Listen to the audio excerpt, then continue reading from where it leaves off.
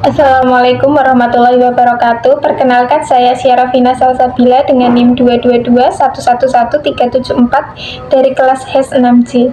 Di sini saya akan menjawab beberapa pertanyaan untuk memenuhi ujian akhir semester mata kuliah Hukum Penanaman Modal. Soal yang pertama, penanaman modal menurut perspektif hukum di Indonesia didefinisikan sebagai kegiatan menanam modal dalam bentuk aset berwujud dan tidak berwujud untuk menjalankan usaha di wilayah Indonesia. Dalam Undang-Undang Nomor 25 Tahun 2007, investasi ini mencakup penanaman modal dalam negeri atau PMDN dan penanaman modal asing atau PMA.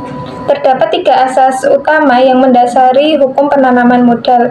Yang pertama, kepastian hukum yang memberikan perlindungan legal bagi investor. Yang kedua, keadilan yang menjamin perlakuan setara tanpa diskriminasi. Dan yang ketiga, kemanfaatan ekonomi yang menekankan kontribusi investasi bagi pembangunan nasional. Tujuannya adalah untuk menciptakan lapangan kerja, meningkatkan daya saing ekonomi, serta mendorong alih teknologi dan pengetahuan. Contoh konkretnya terlihat dalam pembangunan kawasan industri yang mampu menyerap tenaga kerja sekaligus meningkatkan nilai ekspor. Soal yang kedua, regulasi penanaman modal di Indonesia diatur melalui sistem insentif dan pembatasan yang kompleks.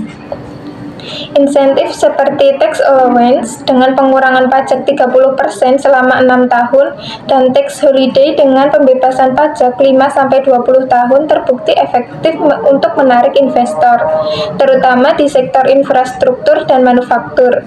Namun, daftar negatif investasi atau DNI membatasi kepemilikan asing di sektor strategis seperti pertambangan dengan maksimal 49% dan pertanian dengan maksimal 30% saja. Dampaknya bersifat dualistik. Di satu sisi, investasi asing langsung tumbuh rata-rata 12% per tahun. Tetapi di sisi lain, pembatasan justru menghambat sektor investasi yang membutuhkan teknologi tinggi. Studi kasus pada tahun 2023 di industri baterai kendaraan listrik menunjukkan tax holiday 10 tahun berhasil menarik investasi senilai 142 triliun. Soal yang ketiga, kepastian hukum dalam penanaman modal di Indonesia masih menghadapi tantangan yang signifikan. Meskipun Undang-Undang Nomor 25 Tahun 2007 menjamin perlindungan hukum tersebut, pada tahun 2023, Indeks Ease of Doing Business Indonesia hanya berada di peringkat 72 dari 190 negara. Masalah utamanya terletak pada inkonsistensi penegakan kontrak dan birokrasi yang berbelit. Contoh nyata adalah sengketa proyek PLTU Batang yang melibatkan investor Jepang dan proses penyelesaiannya memakan waktu hingga 5 tahun. Data BKPM menunjukkan 23% investor asing mengeluhkan ketidakpastian hukum daerah sebagai kendala utamanya. Implikasinya, tingkat reinvestasi hanya mencapai 34% pada tahun 2023, jauh di bawah Malaysia yang mencapai 58% dan Vietnam mencapai 62%. Soal yang keempat, hak-hak investor meliputi yang pertama, perlindungan terhadap nasionalisasi tanpa kompensasi wajar. Yang kedua, kepastian perpajakan melalui tax treaty. Dan yang ketiga, kemudahan repatriasi modal. Sementara kewajiban utamanya adalah mematuhi ketentuan CSR dengan minimal 5% laba bersih dan transfer teknologi. Adanya keseimbangan ini diatur melalui mekanisme Omnibus Law yang memangkas 89 jenis perizinan menjadi 6 klaster.